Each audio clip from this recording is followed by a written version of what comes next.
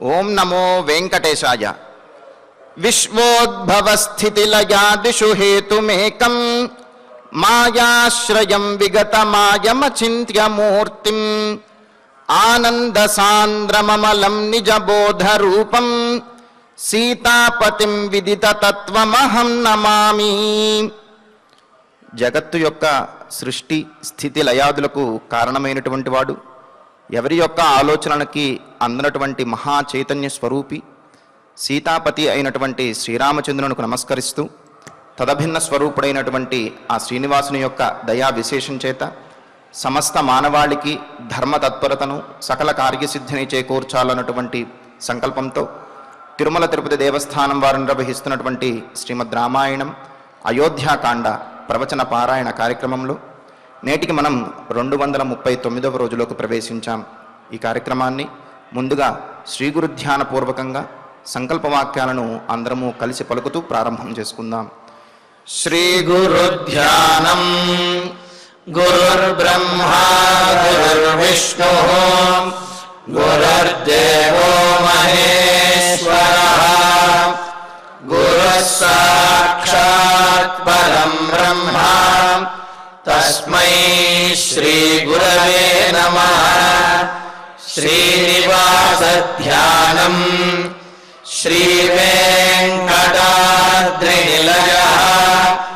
కమలాకాముక పుమాన్ అభంగుర విభూతిర్నః తరంగయతు మంగళం.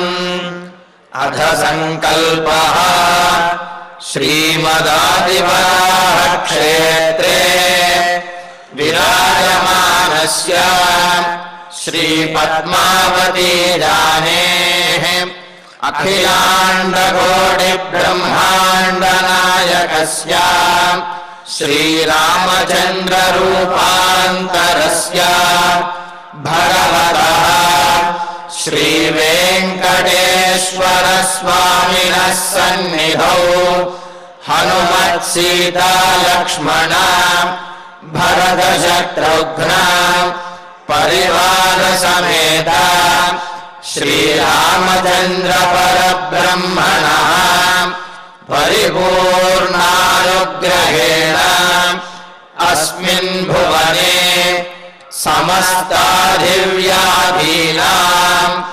నివారణార్థం భారతవర్షే విద్యా విత్త వాణిజ్య కృషి వైద్య వైజ్ఞానిక దేశరక్షణాది రంగేషు విద్యమానానాం ఆస్తిక మహాజనానాం సర్వేషాం సకుటుంబానాం ఆయురారోగ్యైశ్వర్య సద్బుద్ధి ఇత్యాది సర్వశుభఫలప్రాప్త్యర్థం ధర్మాచరణద్వారా శ్రీరామరాజ్యస్య పునర్వ్యవస్థాపనార్థం ఉద్యోగార్థినాం సముచితోద్యోగ ప్రాప్త్యర్థం దంపతీనాం అనుకూల దాంపత్య సిద్ధ్యర్థం సంతానస్య పితృవాక్య పరిపాలనానుకూల బుద్ధి ప్రచోదనార్థం సకల కార్య సిద్ధ్యర్థం గో సంరక్షణార్థం చ శ్రీమద్వాల్మీకి రామాయణే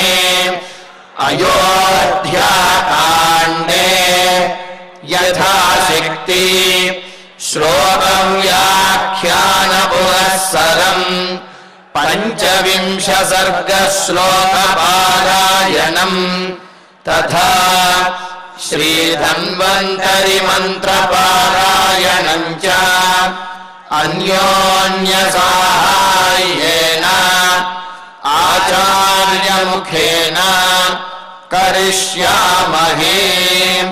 శ్రీ వాల్మీకి ప్రార్థనా. పూజంతం రామ రామేతి మధురం మధురాక్షరం ఆరుహ్య కవితా శాఖాం వందే వాల్మీకి కోకిలం శ్రీ ఆంజనేయ ప్రార్థనా మనోజవం మారుతతుల్యవేగం జితేంద్రియం బుద్ధిమతాం వరిష్టం వాతాత్మజం వానరయూథముఖ్యం శ్రీరామదూతం శిరసా నమామి. శ్రీరామాయణ ప్రార్థనా వాల్మీకిగిరి సంభూత రామసాగరగామిని పునాదిభువనం పుణ్యా రామాయణ మహానదీ.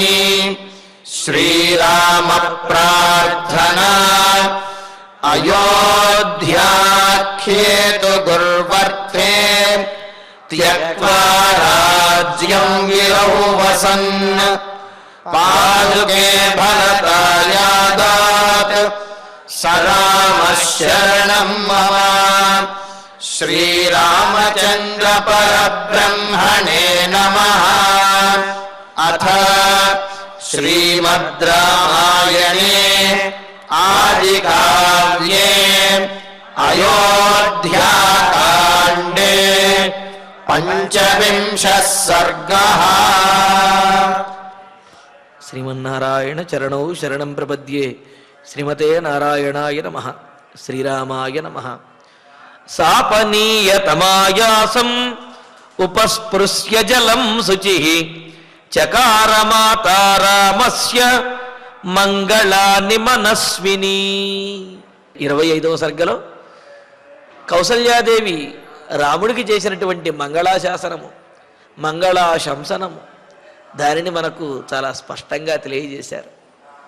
ఎవరైనా ఏదైనా ఘనకార్యం చేయటానికి బయలుదేరినప్పుడు, ఏదైనా ముఖ్యమైనటువంటి పని చేయడానికి బయలుదేరినప్పుడు, అటువంటి సందర్భములలో వాళ్ళు దూరమవుతున్నారు అనే బాధ వలన కొంత దుఃఖం అనేది కలిగినప్పటికీ కూడా బయలుదేరే సందర్భంలో మాత్రము ఆ దుఃఖాన్ని అణుచుకుని వారిని ఆనందంగానే సాగనంపాలి తప్ప బోరున ఏడుస్తూ ఆ శోకంతో సాగనంపకూడదు.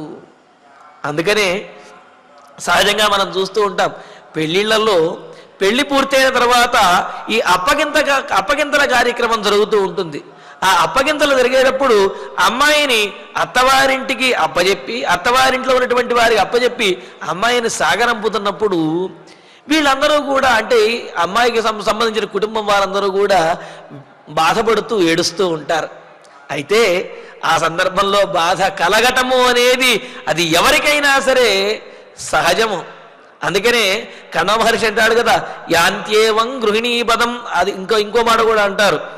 అంటే శాకుంతలంలో చెబుతారు, అడవిలో ముక్కు మూసుకుని తపస్సు చేస్తున్నటువంటి నాకే పెంచుకున్నటువంటి కూతురైనటువంటి శకుంతలని అత్తవారింటికి పంపిస్తూ ఉంటే ఇంతటి బాధ కలుగుతూ ఉందే, మరి సాంసారికమైనటువంటి జీవనంలో ఉన్నటువంటి సామాన్యమైనటువంటి ప్రజలు ఎంతటి బాధను పొందుతారో అని చెప్పి, యాస్యత్యద్య శకుంతలేతి హృదయం సంస్పృష్టముత్కంఠయ కంఠస్తంభిత బాష్పవృత్తి కలుషశ్చింతా జడం దర్శనం వైక్లవ్యం మమ తావదీదృశమహో స్నేహారణ్యౌకశ పీడ్యంతే గృహిణ కథం నృతనయా విశ్లేష దుఃఖైర్నవై అని చెప్పి, మరి తన వారు దూరం అవుతూ ఉంటే, ముఖ్యంగా తన కూతురు తనకు దూరం అవుతూ ఉంటే సామాన్యులైనటువంటి తల్లిదండ్రులు ఎంత బాధపడతారో కదా అని చెప్పి ఆ సందర్భంలో కణ్వ మహర్షి అంటారు.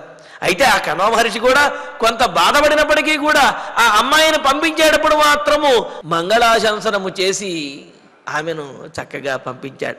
అదేవిధంగా ఇక్కడ కౌసల్యాదేవి రామచంద్రమూర్తిని పోని ఆమెనేదో ఎవరింటికో అక్కడ అత్తవారింటికి పంపించేటప్పుడు అత్తవారింట్లో కూడా సకల సౌకర్యములు ఇవన్నీ కూడా ఉంటాయి. మరొకరి ఇంటికే కదా పంపిస్తున్నది. అలా పంపిస్తున్నప్పుడే బాధ కలుగుతూ ఉంటే, మరి ఇక్కడ కౌసల్యాదేవి రామచంద్రమూర్తిని అడవికి పంపిస్తున్నది. మరి ఎంతటి బాధ కలుగుతుంది కౌసల్యాదేవికి? అయినప్పటికీ కూడా కలుగుతున్నటువంటి అంతటి బాధను కూడా దిగమింగుకుని ఆ బాధను దుఃఖాన్ని అదుపు చేసుకుని రామచంద్రమూర్తిని పంపించేటప్పుడు మాత్రము స్వస్తి వాచనములు వలె చక్కగా మంగళకరమైనటువంటి మాటలను చెబుతూ రాముడిని పంపిస్తున్నది. కావున మనం కూడా తెలుసుకోవలసినది, ఏదైనా ముఖ్యమైనటువంటి పని మీద వెళుతున్నప్పుడు, లేకపోతే పిల్లను అత్తవారింటికి పంపిస్తున్నప్పుడు, లేకపోతే మరొక విషయం ఏదైనా కావచ్చు, ఎవరైనా ఏ విదేశాలకో వెళుతున్నారనుకోండి, ఆ సందర్భంలో కావచ్చు, అటువంటప్పుడు వాళ్ళు మనకు దూరం అవుతున్నారు అనే బాధ మనలో ఉన్నప్పటికీ కూడా, ఆ బాధ పడినప్పటికీ కూడా బయలుదేరేటప్పుడు మాత్రము అలా ఏడుస్తూ పంపించకూడదు. అటువంటిప్పుడు మాత్రం జాగ్రత్తలు చెప్పి ఆనందంగానే పంపించాలి తప్ప శోకంతో అలా శోకిస్తూ ఉన్నప్పుడు వెళ్ళడం అనేది వెళ్ళేవారికి కూడా అంత మంచిది కాదు. అందుకనే ఇక్కడ కౌసల్యాదేవి ఎంత బాధ కలుగుతున్నప్పటికీ కూడా ఆ బాధను దిగమింగుకుని రాముడికి మంచి జరగాలి అని చెప్పి మంగళాశంసనము చేస్తూ పంపిస్తూ ఉన్నదన్నమాట. ఎలాగా మరి అప్పటి వరకు ఆమె విలపించడం ద్వారా ఆమె యొక్క మనస్సు శరీరము కూడా కొంత అశుచిని పొంది ఉండవచ్చును కదా. అందుకనే అశుచిత్వం పోయి పవిత్రతను పొందడం కోసము అని చెప్పి ఆచమనం చేసి, అందుకని ఇక్కడ ఏమన్నారు, జలం ఉపస్పృశ్య తం ఆయాసం అపనీయ అంటే రాముడు వెళుతున్నటువంటి ఆ దుఃఖాన్ని విడిచిపెట్టేసి జలం ఉపస్పృశ్య నీటిని తీసుకుని ఆచమనం చేసి శుచిహి పవిత్రురాలై అంటే మానసికంగాను శారీరకంగా కూడా పవిత్రతను పొంది రామస్య మంగళాన్ని చకార రాముడికి శుభ ఆశీర్వాదములను ఆశీస్సులను అందిస్తూ ఉన్నది. అందుకనే మనం కూడా ఆచమనం చేసే దైవ కార్యాలను వాటిని ప్రారంభిస్తాము. మంచినీళ్లు త్రాగి ఏదైనా ముఖ్యమైన పని మీద వెళుతున్నప్పుడు ఇంట్లో కాస్త మంచినీళ్లు తాగే మనం బయలుదేరతాము. మరి ఆ తర్వాత చెబుతున్నది కౌసల్య, నశక్యసేవారయితుం గచ్చేదానీం రఘూత్తమ శీఘ్రంచ వినివర్తస్వ వర్తస్వచ సతాంక్రమే. సరేనాయన, నిన్నెటు నేను ఆపలేను, ఇంతవరకు వచ్చిన తర్వాత ఆపకూడదు కూడా. కానీ రఘూత్తమ రఘుకులంలో జన్మించినటువంటి వారిలో శ్రేష్ఠుడైనటువంటి వాడా రామచంద్ర, వారయితం నశక్యసే, నిన్ను ఆపటం, నువ్వు నీ అరణ్యవాసాన్ని ఆపటం ఎవరి తరము కూడా కాదు నాయన. అలా ఆపితే ఆగేటటువంటి వాడివి నీవు కాదు, నా వల్ల కూడా కాదు ఆపటం. కావున ఇదానీం గచ్చ, ఇప్పుడు చక్కగా నీవు సంతోషంగా, ఆమె చెబుతున్నది సంతోషంగా వనవాసానికి వెళ్ళు. శీఘ్రం వినివర్తస్వ, త్వరగా వచ్చేసేయి అంది. అదేంటి త్వరగా రావటం ఏమిటి, 14 సంవత్సరములు పడుతుంది కదా అంటే 14 సంవత్సరములు వనవాసం పూర్తి చేసిన తర్వాత వెంటనే వచ్చేయి అని అర్థం. అంతేగాని వెళ్ళి వెంటనే వచ్చేయి అంటే 14 సంవత్సరములు వనవాసం చేయవద్దని అర్థం కాదు. 14 సంవత్సరములు ఆ వనవాస దీక్షను పూర్తి చేసిన తర్వాత శీఘ్రం వెంటనే వినివర్తస్వ, తిరిగి మరలా అయోధ్య నగరానికి వచ్చేయి. ఎందుకని మరలా తిరిగి రాడా అని అంటే 14 సంవత్సరములు గడిచిన తర్వాత మరి ఈ ఆప్యాయతలు ఆదరణ, అదేవిధంగా ఈ రాజ్యానికి రావటం, దీనిని మర్చిపోవటం కానీ, లేకపోతే ఆదరణ తగ్గడం కానీ జరిగితే, లేకపోతే అక్కడేదైనా ఇంతకంటే గొప్పగా కానీ సుఖంగా కానీ అనిపిస్తే మరి అటు వెళ్ళిపోతే రామచంద్రమూర్తి, మరి కౌసల్యాదేవి తట్టుకోలేదు కదా. అందుకనే అంటున్నది, నీవు వనవాసం పూర్తి అయిన వెంటనే శీఘ్రంగా మరలా నీవు వినివర్తస్వ, తిరిగి అయోధ్య నగరానికి వచ్చేయాలి తప్ప ఇతరములైనటువంటి వాటి కోసమో, లేకపోతే వనవాసం పూర్తయిన తర్వాత కూడా ఇంకా అక్కడ ఉండాలి అనుకోవటము అది న్యాయం కాదు నాయన. కావున నీవు వనవాసాన్ని పూర్తి చేసి వెంటనే తిరిగి వచ్చేయి. సతాంక్రమే వర్తస్వ, సత్పురుషుల యొక్క మార్గం ఏదైతే ఉందో ధర్మపరమైనటువంటి మార్గం, ఆ మార్గాన్ని అనుసరించు. ఎందుకంటే మహాజనో ఏనగత సపంధా, మహాత్ములైనటువంటి వాళ్ళు, ధర్మాత్ములు ఏ మార్గంలో అయితే వెళతారో అదే అందరికీ కూడా మార్గము. వాళ్ళు వెళ్ళినటువంటి మార్గాన్నే అందరూ కూడా అనుసరించాలి. యద్యదాచరతి శ్రేష్ఠ తత్తదే వేతరోజన సయ ప్రమాణం గురుతే లోకస్తదను వర్తతే అని అంటారు కదా. ఉత్తములైనటువంటి వారు, ధర్మాత్ములైనటువంటి వారు దేనిని ఆచరిస్తారో దానినే అందరూ కూడా ఆచరిస్తారు కదా. అదే మాటను ఇక్కడ కౌసల్యాదేవి చెబుతున్నది. ఏమని? సత్పురుషులు దేనినైతే ఆచరించారో అదే మార్గంలో నీవు ఉండవయ్యా అని. ఎందుకంటే అంతకుముందే సత్యహరిశ్చంద్రుడు, రంతిదేవుడు, అదేవిధంగా నలమహారాజు మొదలైనటువంటి వారి యొక్క చరిత్రల గురించి కూడా అనుకున్నాం కదా. మరి వాళ్ళందరూ కూడా ఇచ్చినటువంటి మాట కోసం, సత్యవాక్ పరిపాలన కోసం వారి జీవితంలో వారికి ఎన్ని కష్టములు వచ్చినప్పటికీ కూడా ఆ సత్యసంధతను, ధర్మమును కూడా విడిచిపెట్టలేదు. మరి వాళ్ళు వెళ్ళినటువంటి మార్గంలోనే రామచంద్రమూర్తి కూడా ధర్మాన్ని ఆచరిస్తున్నాడు కదా. అందుకనే ఆ మాటనే గుర్తు చేస్తూ కౌసల్యాదేవి ఉంటుంది, సతాంక్రమే, సత్పురుషుల యొక్క, ధర్మాత్ముల యొక్క మార్గంలో, సన్మార్గంలో వర్తస్వ, నీవు నడవవయ్యా. జాగ్రత్తగా ఆ వనవాసాన్ని పూర్తి చేసి ధర్మపరమైనటువంటి మార్గంలో నీవు ప్రవర్తించాలి అని చెప్పి అంటున్నది.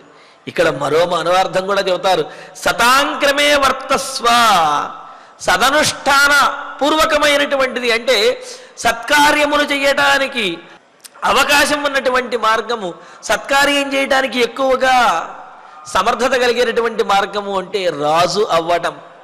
మరి నీవు వనవాసాన్ని పూర్తి చేసిన తర్వాత సతాంక్రమే వర్తస్వ, సత్పురుషులైనటువంటి వారు పట్టాభిషిక్తులై ఏ విధంగా అయితే సత్కార్యములను ఆచరిస్తారో అటువంటి సత్కార్యములను నీవు 14 సంవత్సరముల తర్వాత మరలా పట్టాభిషిక్తుడవై ఆచరించాలి అని.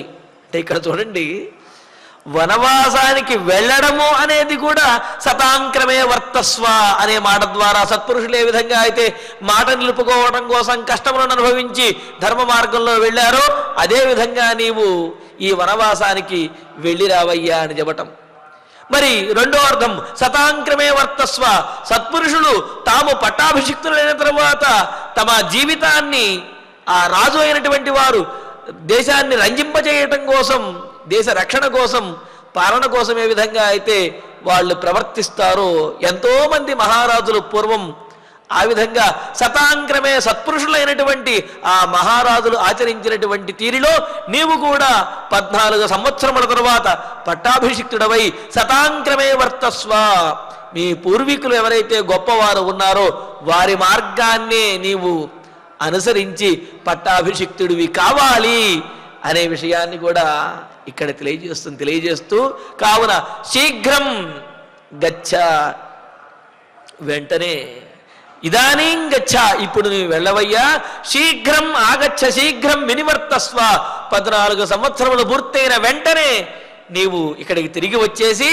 ధర్మ మార్గంలో నీవు చక్కగా ఈ రాజ్యాన్ని పరిపాలించాలి, ఇదే నా ఆశ అని కౌసల్యాదేవి రామచంద్రమూర్తికి శుభాశంసన పూర్వకంగా సూచన కూడా చేస్తూ ఉన్నదన్నమాట. చేస్తూ ఇంకా చెబుతున్నది, ఎంపాలయసి ధర్మం త్వం ధృత్యా చ నియమేన చ సవై రాఘవ శార్దూల ధర్మస్త్వామభిరక్షతు. అంటే నీకు రక్షణ కలగాలి అని చెబుతున్నది. రక్షణ కలగాలి అంటే ఏదో ఒకటి ముందు సత్కార్యములు చేసి ఉండాలి కదా. పూర్వం చేసినటువంటి సత్కార్యములు, పుణ్యములే ఏవైతే ఉన్నాయో ఆ పుణ్యములే అవసరానికి మనల్ని రక్షిస్తాయి. అదృష్టం అంటూ ఉంటాం కదా, దైవం అంటూ ఉంటాం కదా. ఆ అదృష్టము దైవము కూడా ఎలా మనకు సిద్ధిస్తాయి అంటే పూర్వజన్మ కృతం కర్మ తద్దైవమితి కథ్యతే తస్మాత్ పురుషకారేణ యత్నం కుర్యాద తంద్రిత అని చెబుతారు. మనం సత్కార్యములు, దాన ధర్మములు, పుణ్యకార్యములు చేస్తూ ఉంటాం. చేసినప్పుడు వాటి యొక్క ఫలం అనేది మనకు వెంటనే కనిపించదు. కనిపించకపోయినా ఆ పుణ్యఫలం అనేది ఎప్పుడూ కూడా వృధా కాబోదు. మనకెప్పుడో అనూహ్యంగా మనం ఊహించిన విధంగా అది మనకు సహాయపడుతుంది. ఏ ప్రమాదము నుండో మనల్ని కాపాడుతుంది, ఆ విధంగా మనల్ని సంరక్షించి తీరుతుంది. అందుకని ఇక్కడ కౌసల్యాది ఏమంటున్నది, ధర్మాన్ని కాపాడేటటువంటి నిన్ను ఆ ధర్మమే కాపాడుతుందయ్యా అని చెబుతూ, రాఘవ శార్దూల, రఘువంశ శ్రేష్ఠుడైనటువంటి, ఇక్కడ శార్దూల, సింహ ఇటువంటి పదములన్నీ కూడా సమాసంలో ఉత్తర పదంగా కనుక ఉన్నట్లయితే అవి శ్రేష్ఠవాచకములు అని చెప్పి మనకు వ్యాకరణకారులు చెబుతూ ఉన్నారు. కావున ఇక్కడ రాఘవ శార్దూల, రఘువంశంలో పుట్టినటువంటి వారిలో శ్రేష్ఠుడైనటువంటి ఓ రామచంద్ర, ధృత్యాచ, ధైర్యంతో కూడినటువంటి ఇష్టంతో, నియమేనచ, నియమంతో కట్టుబాటుతోటి, సమగ్రంగా యం ధర్మం త్వం పాలయసి, ఏ ధర్మాన్ని అయితే నీవు పరిపాలిస్తూ ఉన్నావో, సవై ధర్మ, ఆ విధంగా నీ చేత పరిపాలించబడుతున్నటువంటి ఆ ధర్మమే త్వాం అభిరక్షతు, ఆ ధర్మమే నిన్ను కాపాడుగాక అని అంటున్నది. అంటే సత్కార్యములను ఆచరించేటటువంటి వారు, పుణ్యకర్మలను ఆచరించేటటువంటి వారి యొక్క పుణ్యము అవసరానికి తప్పనిసరిగా ఆపత్ సమయంలో కాపాడి తీరుతుంది అనేది దీని ద్వారా మనకు కౌసల్య యొక్క మాటల ద్వారా తెలుస్తుందన్నమాట. రామచంద్ర, నీవు నియమబద్ధంగాను ఇష్టపూర్వకంగాను ధైర్యంతో ఏ ధర్మాన్ని అయితే పరిపాలిస్తూ ఉన్నావో ఆ ధర్మము అరణ్యవాసంలో నిన్ను కాపాడుగాక అని చెప్పి అంటున్నదన్నమాట. అందుకనే కదా మనం ధర్మో రక్షితి రక్షిత అని చెప్పి ఎన్నిసార్లు మనం వింటూ ఉంటాము. అందుకనే అంటారు, ధర్మయేవ హతోహంతి ధర్మో రక్షతి రక్షిత తస్మాత్ ధర్మో నహంతవ్య మానో ధర్మో హతోవధీత్. చూడండి, ధర్మయేవ హతోహంతి, ఎవరి చేత అయితే ధర్మానికి హాని కలుగుతుందో ఆ ధర్మము వారిని వారిని సంహరింపజేస్తుంది. ఏ ధర్మాన్నైతే పీడిస్తారో ఆ ధర్మము ఆ పీడించేటటువంటి వారిని మింగివేస్తుంది, ఆ పీడించే వారికి హానిని కలుగజేస్తుంది. ధర్మో రక్షతి రక్షిత, ఎవరైతే ధర్మాన్ని కాపాడతారో వారిని ఆ ధర్మమే కాపాడుతుంది. ఎవరైతే ధర్మాన్ని నశింపజేస్తారో ఆ ధర్మం వారిని హరించి వేస్తుంది. ఎవరైతే ధర్మాన్ని కాపాడుతారో ఆ కాపాడబడినటువంటి ధర్మమే వారిని కాపాడుతుంది అని. ఎలాగైతే సాధారణంగా ఆపదలైనప్పుడు అవసరమైనటువంటి వస్తువులు ఏవైతే ఉంటాయో వాటి యొక్క విలువ తెలియదు. కానీ అవసరం ఉన్నా లేకపోయినా సరే ఇది మన ధర్మము అని చెప్పి ఎవరైతే జాగరూకతతోటి జాగ్రత్తతో ఉంటారో వారికి ఆపద వచ్చినప్పుడు ఆయా వస్తువులు ఆ ధర్మము వారిని కాపాడుతుంది. అంతే కదా, మనకు ఇప్పుడు అవసరం లేదు కదా అని చెప్పి కొన్ని వస్తువులను పక్కన పెట్టేసి ఎక్కడో పడేస్తాం. కానీ మనకు అవసరమైనప్పుడు ఆ వస్తువులు కనపడక గిలగిలలాడిపోతూ ఉంటాం. మనం చేయవలసింది ఏమిటి? మనకు అవసరం ఉన్నా లేకపోయినప్పటికీ కూడా ఆ వస్తువు యొక్క గొప్పతనాన్ని, ఆ వస్తువు యొక్క విలువను తెలుసుకొని దాన్ని కనుక భద్రపరుచుకోగలిగినట్లయితే మన అవసరానికి ఆ వస్తువు మనల్ని కాపాడుతుంది. ధర్మము కూడా అంతే. ఇప్పుడు మనం ఏదో శక్తితో ఉన్నాము, మన దగ్గర డబ్బు ఉన్నది, మనకు ఎవరి అవసరము కూడా లేదు, ఎలా అయినా సరే మనకు గడిచిపోతుంది అని విర్రవీగినట్లయితే మనకు ఆపద సమయం వచ్చినప్పుడు ఆదుకునేవాడు ఎవడు ఉండడు, ఆదరించేవాడు ఎవరు కూడా కనపడరు. మరి ఎప్పుడు మనం ఆదరించబడతాము, ఎప్పుడు కాపాడబడతాము అంటే మనం చేసినటువంటి దాన ధర్మాలు ఏవైతే ఉన్నాయో అవి మన ఆపద సమయంలో మనల్ని కాపాడుతాయి.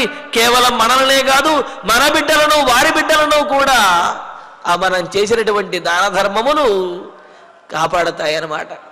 అలాగా ఆ ఆచరించినటువంటి ధర్మము అది అవసరానికి సమయానికి అది కాపాడుతుంది. అందుకని ఏమంటోంది, నీవు ఆచరించినటువంటి నీవు పరిపాలించినటువంటి ధర్మమే నిన్ను కాపాడుగాక అని చెప్పి కౌసల్యాదేవి ఆశీస్సులను అందిస్తోంది. అందుకనే కదా మనుస్మృతిలో కూడా ధర్మో రక్షతి రక్షిత, రక్షించబడినటువంటి ధర్మం మనల్ని రక్షిస్తుంది అని చెప్పి.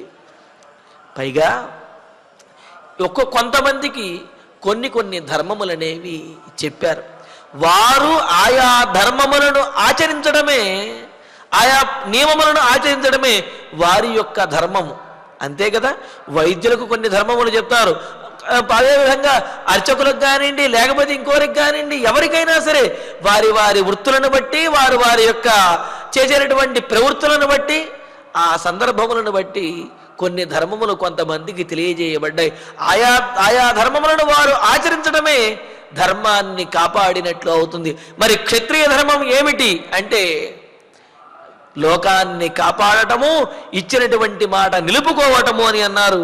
అందుకనే అంటారు, స్వధర్మమపి చావేక్ష్య నవికంపితుమర్హసి ధర్మాద్యుద్ధాత్ శ్రేయోన్యత్ క్షత్రియస్య నవిద్యతే అని భగవద్గీతలో చెబుతాడు. అర్జున, నీవు ఈ సందర్భంలో యుద్ధము చెయ్యటము అనేది ధర్మము. అదేమిటి యుద్ధం చేయటము అంటే మరి ఇతరులను సంహరించడం కదా.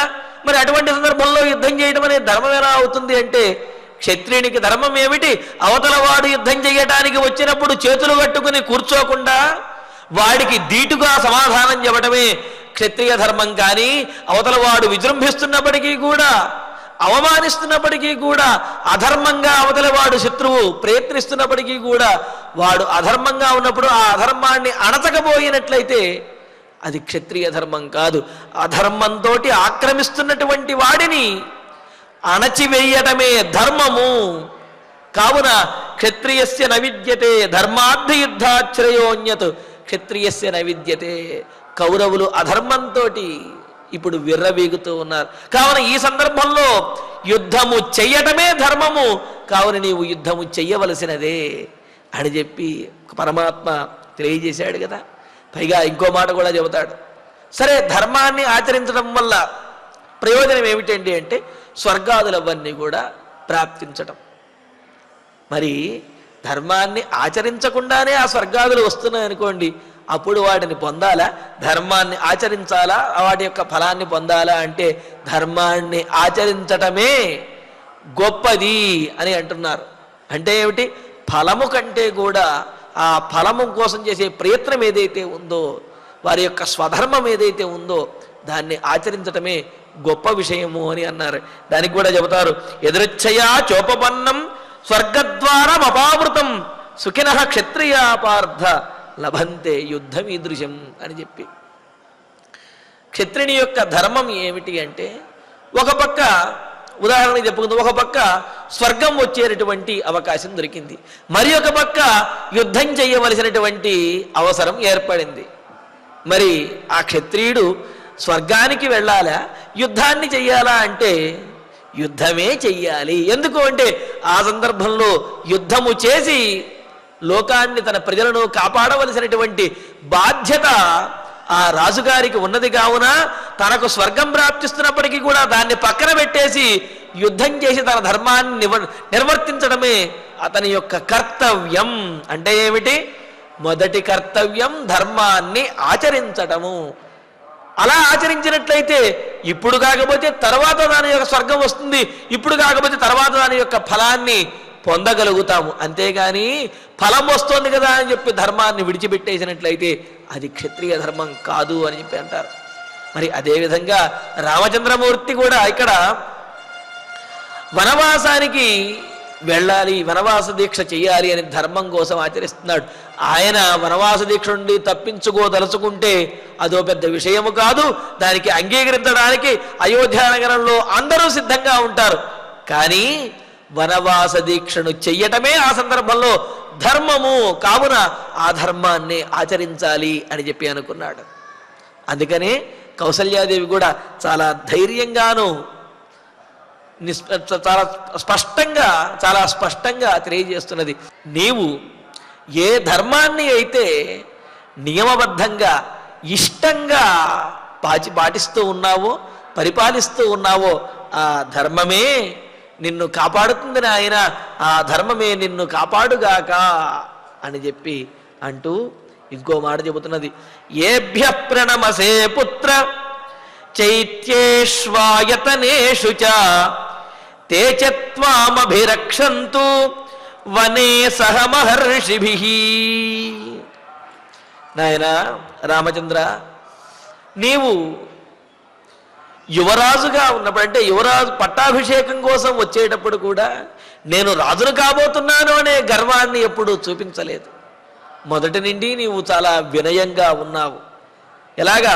పుత్ర, ఓ రామచంద్ర, చైత్యేషు, మనం పట్టాభిషేకానికి రామచంద్రమూర్తి తరలి వచ్చే సందర్భంలో 4 మార్గములు కడిగినటువంటి కూడల ప్రదేశములలో కూడా రాముడు ప్రదక్షిణంగానే వచ్చాడు.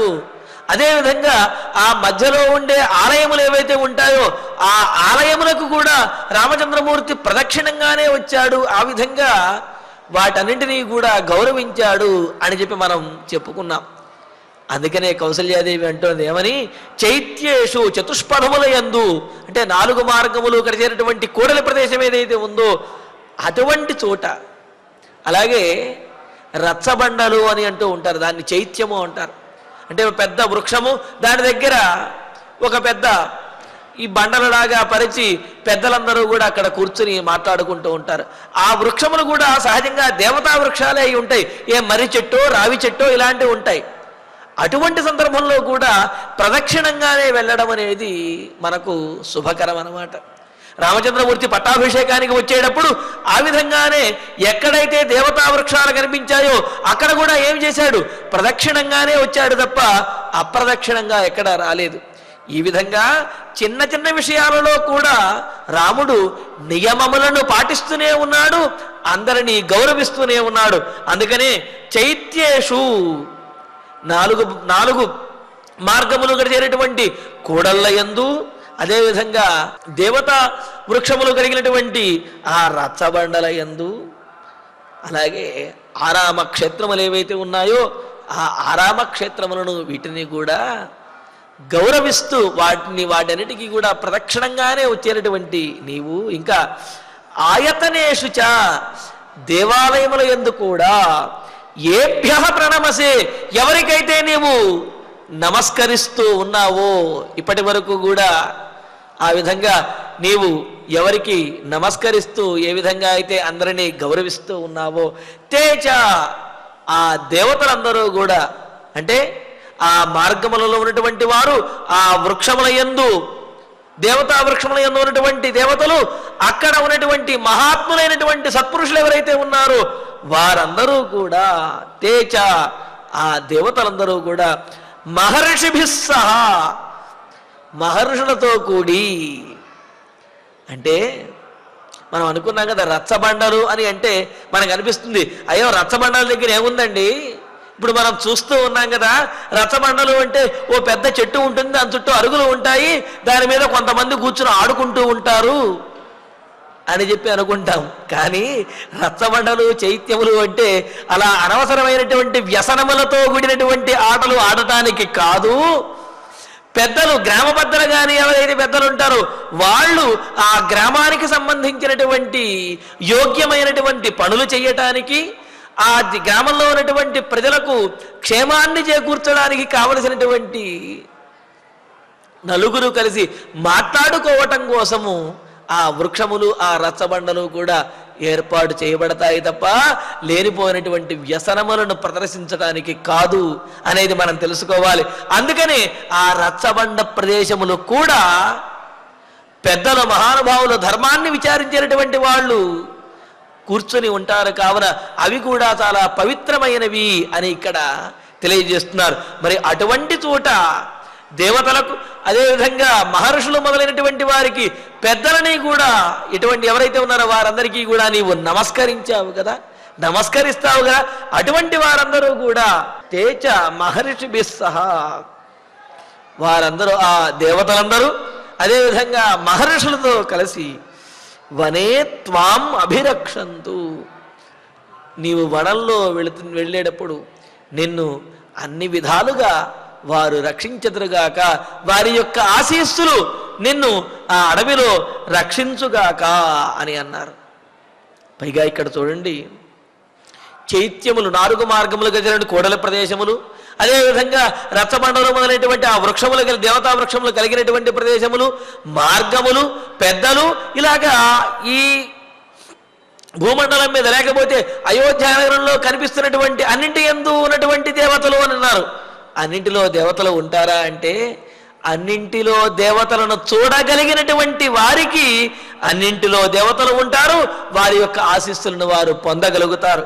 అందుకే కదా పరమాత్మ చెప్పాడు, యోమాం పశ్యతి సర్వత్ర సర్వంచ మయి పశ్యతి తస్యాహం న ప్రణశ్యామి సచమే న ప్రణశ్యతి అని చెబుతూ, ఎవరైతే పరమాత్మ యందే అన్నింటినీ చూడగలుగుతారో అటువంటి వారిని పరమాత్మ ఏనాడు కూడా విడిచిపెట్టాడు. అటువంటి వారిని పరమాత్మ ఎప్పుడూ కూడా వెన్నుండి కాపాడతాడు. మరి ఆ మాటనే ఇక్కడ కౌసల్యాదేవి చెబుతూ ఉన్నది. నీవు ప్రతి చిన్న విషయంలోనూ కూడా నియమములను పాటిస్తూ గౌరవంతో వినయంతో వ్యవహరించి ఎవరికైతే నీవు నమస్కరించావో ఆ దేవతలందరూ, అంటే ఆ దేవాలయముల యందు, ఆ రాజ్యముల యందు, చతుష్పథముల యందు ఉన్నటువంటి దేవతలు ఎవరైతే ఉన్నారో, పెద్దలు ఎవరైతే ఉన్నారో, మహర్షులు ఎవరైతే ఉన్నారో వారందరూ కూడా నీవు ఈనాడు వెళ్ళేటటువంటి నీ వనవాసంలో వాళ్ళందరూ నీకు రక్షణ కల్పించెదరుగాక, నిన్ను రక్షించెదరుగాక అని చెప్పి అంటున్నది. అంటూ మరి వాళ్ళందరూనే రక్షించాలా, రామచంద్రమూర్తికి స్వశక్తి అనేది లేదా అని ఒక సందేహం మనకు కలగవచ్చు. అందుకని ఆ సందేహాన్ని కూడా నివృత్తి చేస్తూ కౌసల్యాదేవి అంటున్నది, యాని దత్తాని తేస్త్రాణి విశ్వామిత్రేణ ధీమత తాని త్వామభిరక్షంతు గుణై సముదితం సదా.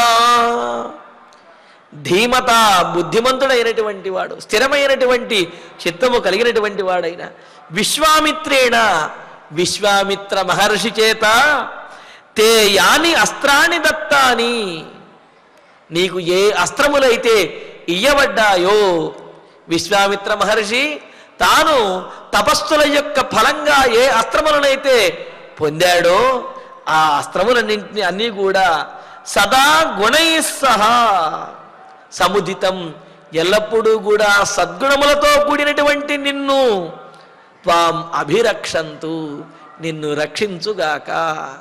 అంటే శౌర్యవీర్య పరాక్రమాలు కానివ్వండి, అస్త్రశస్త్రాలు కానివ్వండి, ఇవన్నీ కూడా పొందటం ఒక గొప్ప విషయమైతే అవి పొందిన తర్వాత కూడా వినయంతో సద్గుణములతోటి ఉండటము అనేది మరింత గొప్ప విషయం. అందుకనే కౌసల్యాదేవి ఏమంటున్నది, విశ్వామిత్రుని ద్వారా అనేకమైనటువంటి అస్త్రములు పొందావు, అలా విశ్వామిత్రుని ద్వారా నీవు పొందినటువంటి అస్త్రములు ఏవైతే ఉన్నాయో అవన్నీ కూడా సద్గుణవంతుడైనటువంటి నిన్ను ఆ అస్త్రములను కాపాడుగాక అని. అంటే ఆ అస్త్రములు పొందిన తర్వాత, పొందక ముందు పొందిన తర్వాత కూడా రామచంద్రమూర్తి సద్గుణవంతుడిగానే ఉన్నాడు. కావున నీవు గుణవంతుడివి, కావున ఆ అస్త్రములన్నీ కూడా నిన్ను కాపాడుగాక అని. పైగా విశ్వామిత్రుడు ఎన్నో తపస్సులు చేస్తే ఆ అస్త్రములు సిద్ధించాయి. బలేన తపసాం లబ్ధే బలేత్యతి బలేతి చ విద్యేతే మయి కాకుత్స విద్యే తే వితరామి తే అని చెప్పి విశ్వామిత్ర మహర్షి రామలక్ష్మణులతో అంటాడు, అయ్యా తపస్సుల యొక్క ఫలంగా ఈ అస్త్రములు, అదేవిధంగా బల అతిబల అనే విద్యలు నేను పొందాను. ఆ 2 విద్యలను కూడా యోగ్యులైనటువంటి మీకు నేను బోధిస్తాను అని చెప్పి విశ్వామిత్రుడు ఇష్టంగా రామచంద్రమూర్తికి బల అతిబల అనే విద్యలను ఇచ్చాడు. అంతేకాదు తాటక సంహారం చేసిన తర్వాత మరి తన వద్ద ఉన్నటువంటి విద్యలన్నింటినీ కూడా పొందడానికి సర్వసమర్థుడైనటువంటి వాడు, యోగ్యుడైనటువంటి వాడు రామచంద్రమూర్తే కనుక మరి విశ్వామిత్రుడు వృషాశ్వోపలబ్ధమైనటువంటి, వృషాశ్వని ద్వారా తాను పొందినటువంటి పరమేశ్వర ప్రసాదలబ్ధమైనటువంటి ఆ అస్త్రములన్నింటినీ కూడా రామచంద్రమూర్తికి సమర్పించేశాడు. ఎందుకు అంటే తన వద్ద ఉన్నటువంటి ఆ అస్త్రశస్త్రములను తాను భరించగలడు, ఇంకెవరూ కూడా అస్త్రశస్త్రములను భరించగలిగినటువంటి సామర్థ్యం కలిగిన వాళ్ళు ఈ భూమండలంలో ఎవరూ కూడా లేరు. మరి తన వద్ద ఉన్నటువంటి విద్యను పొందడానికి యోగ్యుడైనటువంటి శిష్యుడు కనుక లభించినట్లయితే ఆ గురువు ఆ శిష్యుణ్ణి చేరదీసి మరి ఆ విద్యను పరిపూర్ణంగా బోధించి తీరుతాడు. ఎందుకు అంటే అంతకు మించినటువంటి శిష్యుడు లేనప్పుడు గురువు గారు బోధించడానికి కూడా మరొక చోట అవకాశం అనేది ఉండదు.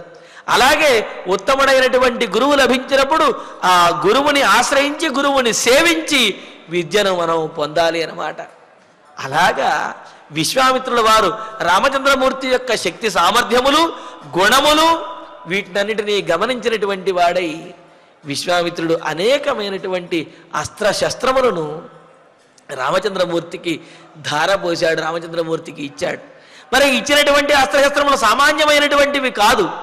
కావున ఆ అస్త్రశస్త్రములన్నీ కూడా నిన్ను గుణవంతుడమైనటువంటి నిన్ను కాపాడుగాక అని చెప్పి అన్నాడు.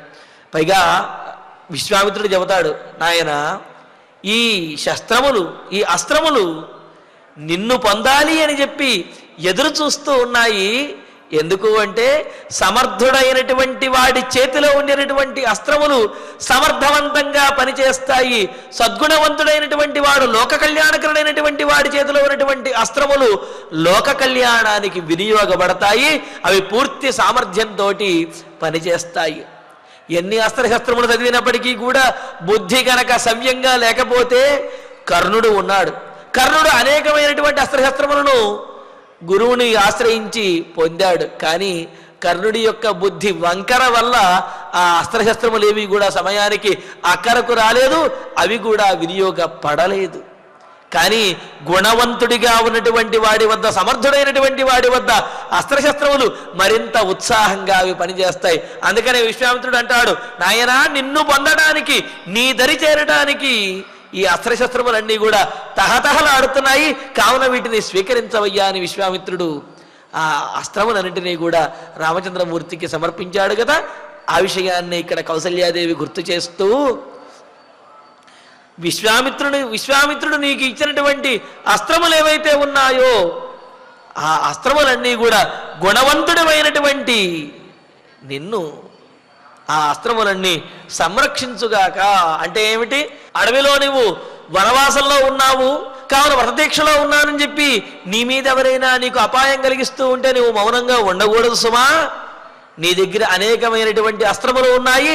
అవసరమైతే ఆ అస్త్రములను ప్రయోగించి అపాయముల నుండి బయటపడవలసినటువంటి బాధ్యత, అదేవిధంగా అపాయములో ఉన్నటువంటి వారిని కాపాడవలసినటువంటి బాధ్యత నీదే అని చెప్పి ఆమె ధర్మముతో పాటుగా కర్తవ్యాన్ని మెలగవలసినటువంటి వ్యవహారమును కూడా సూచిస్తూ ఆ విశ్వామిత్రుడు ఇచ్చినటువంటి అస్త్రశస్త్రాలు నిన్ను సంరక్షించుగాక, అదేవిధంగా నీవు ఆ అస్త్రశస్త్రములతోటి లోక కళ్యాణం చేసేదవుగాక అని చెప్పి కౌసల్యాదేవి రాముణ్ణి ఆశీర్వదిస్తూ, పితృశుశ్రూషయా పుత్ర మాతృశుశ్రూషయా తథా సత్యేన చ మహాబాహో చిరంజీవాభిరక్షిత. చిరంజీవ అభిరక్షిత.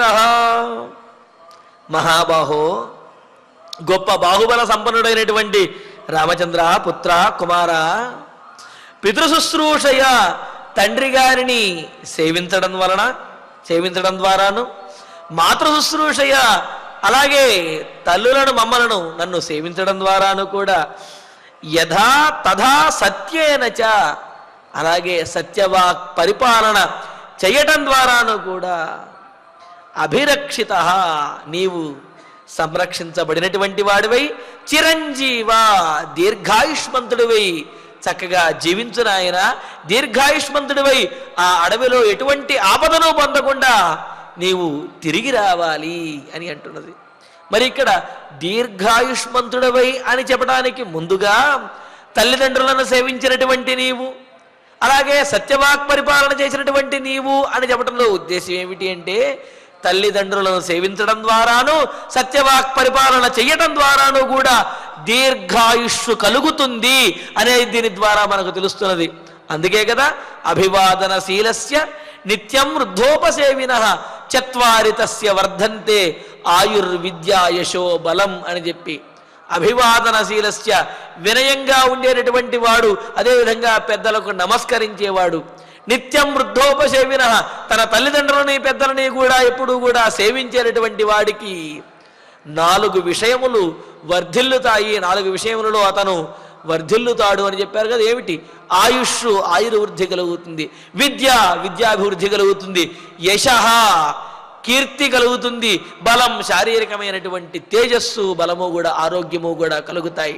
అందుకనే ఏమంటున్నది, ఊరికినే ఆశీర్వచనం చేయటం లేదు కౌసల్యాదేవి. రామచంద్రమూర్తి చేసినటువంటి సత్కార్యములను గుర్తు చేస్తూ, నీవు ఈ సత్కార్యములను చేశావు కావున వాటి యొక్క ఫలం ఏదైతే ఉన్నదో ఆ ఫలము నీకు ఈ వనవాస కాలంలో వినియోగపడుగాక అని ఆశీస్సులను ఇస్తున్నది. అందుకనే ఏమంటున్నది, తల్లిదండ్రులను సేవించినటువంటి ఆ పుణ్యఫలము, సత్యవాక్ పరిపాలన చేసినటువంటి ఆ పుణ్యఫలము కూడా నిన్ను అడవిలో సంరక్షిస్తూ నువ్వు దీర్ఘాయుష్మంతుడివై చక్కగా వనవాస దీక్షను పూర్తి చేసి రావాలి నాయన. నీవు చేసినటువంటి ఈ సత్కార్యములే నీకు రక్షణ కవచంగా ఉండి నిన్ను దీర్ఘాయుష్మంతుణ్ణి చేస్తాయి అని చెప్పి అంటూ, సమిత్కుశ పవిత్రాణి వేద్యశ్చాయతనాని చ స్థండిలాని విచిత్రాణి శైలా వృక్ష క్షుపాహ్రదాః పతంగా పన్నగా సింహ త్వాం రక్షంతు నరోత్తమ అంటూ ఇంకా ఆ అడవిలో రామచంద్రమూర్తికి రక్షణ కలగటానికి ఏమే ఆశీస్సులు చెప్పాలో ఆ ఆశీస్సులను కౌసల్యాదేవి చక్కగా మంగళాశాసనపూర్వకంగా తెలియజేస్తున్నది. ఆ విశేషాలను తర్వాతి ప్రవచనంలో తెలుసుకుందాము. ఇక ఇప్పుడు ఆచార్యుల వారి ద్వారా శ్లోకాలను పారాయణ చేసుకుందాము. సాపనీయా తమాయాసం ఉపస్పృశ్య జలం శుచిః చకార మాతా రామస్య మంగళాని మనస్విని నశక్యసే వారయితుం గచ్ఛేదాని రఘూత్తమా శీఘ్రంచ వినివర్తస్వ వర్తస్వ చ సతాంక్రమే యం పాలయసి ధర్మం త్వం ధృత్యా చ నియమేన చ సవై రాఘవ శార్దూల ధర్మస్త్వాం అభిరక్షతు ఏభ్యః ప్రణమసే పుత్ర చైత్యేషు ఆయతనేషు చ ఏ చ త్వాం అభిరక్షంతు వనే సహ మహర్షిభిః యాని దత్తాని తేస్త్రాణి విశ్వామిత్రేణ ధీమతా తాని త్వాం అభిరక్షంతు గుణైః సముదితం సదా పితృశుశ్రూషయా పుత్ర మాతృశుశ్రూషయా తథా సత్యేన చ మహాబాహో చిరంజీవాభిరక్షితః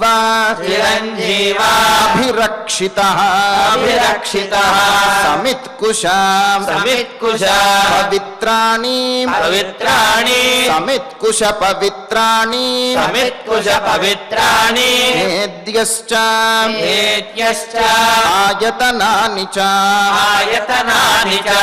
ఖండిలాని విచిత్రాణి శైలా వృక్షాః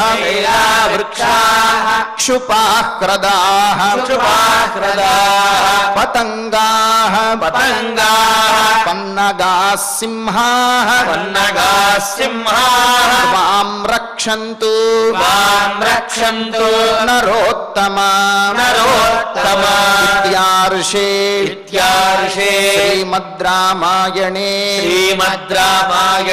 आदिकाव्ये अयोध्याकाण्डे पञ्चविंशे सर्गे सप्तश्लोकाः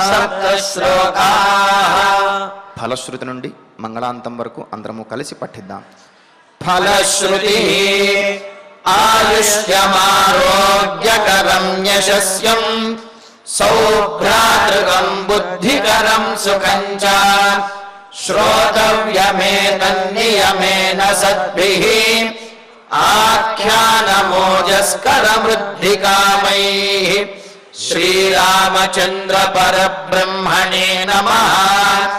అథ ధన్వంతరి ధ్యానం అచ్యుతానంత గోవింద విష్ణు నారాయణామృత రోగాన్మే నాశయా శేషాన్ ఆశు ధన్వంతరే హరే. ఆరోగ్యం దీర్ఘమాయుష్యం బలం తేజోధియం శ్రియం స్వభక్తేభ్యోనుగృహంతం వందే ధన్వంతరిం హరిం. ధన్వంతరేరిమం శ్లోకం భక్త్యా నిత్యం పఠంతి యే అనారోగ్యం న తేషాం స్యాత్ సుఖం జీవంతి తే చిరం. ఓం నమో భగవతే వాసుదేవాయ ధన్వంతరయే అమృతకలశహస్తాయ వజ్రజలౌకహస్తాయ సర్వామయ వినాశనాయ త్రైలోక్యనాథాయ మహావిష్ణవే స్వాహా. ఓం వాసుదేవాయ విద్మహే సుధాహస్తాయ ధీమహి తన్నో ధన్వంతరి ప్రచోదయాత్.